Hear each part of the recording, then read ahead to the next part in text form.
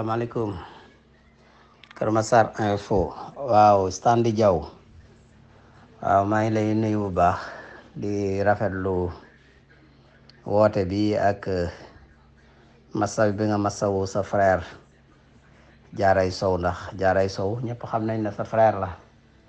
Ablaye Jaaray Sow nag xam nga moom yàlla moo ñu boole ba muy liggéey télévision ba li mu ñëw Kër Masar fii nag amu fi kenn man la fi am maay papaam maay yaayam maay léppam yéen tamit aussi ngeen di ay confrère am di ay xaritam man lay yendool ba ca guddi gi yéen lay fanaanoo ngeen teg seeni caay nag seeni dis leneen kon tey boo déggee information bi am nag c'est pas la vérité te ñi koy def yëpp mooy waa Pastef rek Pastef moom yàq nañ politique gu Sénégal ndax politique gu fen politique gu manipulation politique gu wax lu dul dëgg politique gu sosal ay gor yu set wicc yoo xam ne ñoo la gën loolu rek moom moo nekk seen mbir saaga ay kilifa saaga président saaga procureur saaga homme de tenue ñoom yàq nañu politique boo kenn léegi bëggatul sax nekk politicien wala xam politicien li ñu yaakaar nag noonu la ñu war a jëlee dëkk dañuy nax seen bopp loolu gañewul dëkk dañ koy gañe ci jàmm gañe ko ci salaam gañe ko nag ci dëgg gañe ko ci liggéey gañe ko ci wane ay programme loolu mooy gañe dëkk waaye tey ñoom bu dee ne seen responsable Kër Massar Nord muy Cheikh Tidiane Cissé waa DIC dañ koo jàpp ci ay problème mu faux papier je pense que ne loolu ça n'a rien à voir ak Ablaye Jaaray Sow mi nga xam ne dañ ko mele ci benn vol boo xam ne ay nit ñoom ñoo sàcc portable bi ñu sàccee portable bi kenn ci ñoom nekk nitam xamanteeg moom miinanteeg moom ñëw ne ko sama portable bi damaa bëgg nga formateel ma ko mu formaté ko dindi li nekkoon ci biir yëpp raxas ko delloo ko suñu suivre ñooñu ba yàlla def yoon teg loxo ñi sàccoon ñu laaj leen ana document yi nekkoon ci biir téléphone bi ñu ne téléphone bi dañ ko raxas ñu ne leen ku leen ko raxasal ñu ne benn booy bu ñuy wax Ablaye Jaaray Sow ñu ñëw néegam bi fa waa brigade de recherche ñëwee jaxase néeg bi lañ bët xool fu nekk parce que xam naa dañ doon yaakaar ne booy yi dañuy sàcc ay portable di ko jox wala da leen recélé wala da cee mele gisuñu fa benn portable ndax Ablaye Jaaray Sow yor na portable bu baax a baax ndax yaakaar naa ne ku yor portable iPhone 13 soxla woo portable lu kenn yor sa portable MacBook te loolu yëpp man maa ko jëndal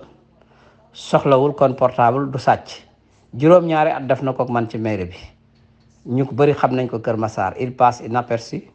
nekk gosse bu mën métier nag ku mën informatique la nag xam naa ne ñooñu dañoo xam loolu xale bi ko jox loolu xam na loolu moo tax mu jox ko mu defal ko ku mën informatique sama compte Facebook benn mot de passe la ak comptam moo koy tijji sama boîte mail benn mot de passe la ak moom ndax man aw ma jotu nekk ci ay Facebook aw ma jotu nekk ci ay WhatsApp aw ma jotu nekk ci ay Gmail mais léeg-léeg ñu yónnee ma information bu am importance ma war a tontu daf may contacter na ma grand xoolal sa mail wala xoolal nangam am nga fa information bu am solo buñ la yónnee message donc kon kooku ku jub la juróom-ñaari at ma ànd kook moom ci mairie bi yaakaar naa ne c'est la première fois muy taxaw teg tànkam ci ay gendarmerie wala ay brigade de recherche xam naa ne loolu sax xamu ko waaye nag comme vol en réunion la ñu sàcc ay nit yu sàcc yow nga laale ci dara rek même bu dee ne dañ laa jox ab portable nga raxas yaakaar ne waajee ko moom fekk da koo sàcc yoon da lay téye mais incha allah naa yaakaar bu ñu àttee dinañ ko bàyyi biñ ñëwee néegam nag fekk fa ay document yoo xam ne ay document administratif la jamonoy Moustapha Mbeng ndax jamonoy Moustapha Mbeng lañ mën a wax ndax loolu lu passé la fekk fa samay cachet loolu lu passé la waaw léegi kon cachet Moustapha Mbeng commune de Kër Massar la grande commune boobu dafa bokk ak cachet commune de Kër Massar Nord wala cachet de commune de Kër Massar Sud lan lañ laale cachet Moustapha Mbengue dafa bokk ak cachet beneen tur donc loolu fekk ko néegam loolu ça ne veut rien dire loolu buñ ko jël di ko rattaché ci koo xam ne dafa def ay faux document ba dig ñëw këram jàpp ko loolu bokkul te loolu ça n'a rien à voir ak lii affaire vol la les affaire faux document la ni ñu manipuler nag affaire Adji Sarr ak Macky Sall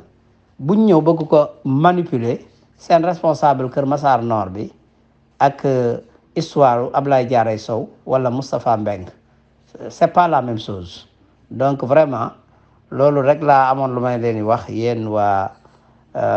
Kër Massar Info vidéo audio bi xaw naa gudd mais c'était pour mu clair pour que nit ñi xam ne manipulation yi ñuy def di ko dugal fu nekk c'est pas bon te yaakaar naa ne nag du ma ko bàyyi we noonu aussi parce que nag dëkk bi léegi ñoom seen gatsa boobu ñu wax temps yi moom loolu moom gis naa ne moom lañ leen war a def gis naa ne temps yi gouvernement bi ku fi wax ñu woo la ne la génneel preuve boo génnewul preuve rek ñu teg la li la yoon war a teg ñi nga xam ne tamit aussi nekk nañ ay site internet publier ko ñoom ñëpp aussi dinaa leen defal citation directe pour diffamation ak diffusion de fausses nouvelles ñu ñëw ñu génneel ma preuve yi li nga xam ne moom lañ teg sama der bi ndax nag léegi Sénégal dafa yomb journaliste ak ay espèces journalistes yi nekk ci réseaux sociaux yi ak ci WhatsApp yi lu xew rek ñu tàllal seeni téléphone di defi audio ki vidéo di wax na ko suñu noonu loolu il est temps que ñu jël ci ay mesures loolu dafa war a jeex ci dëkk bi ndax ñi ngi yàq valeur yi nga xam ne tey moom la Sénégal amoon loolu nag kenn ku nekk sa xeex la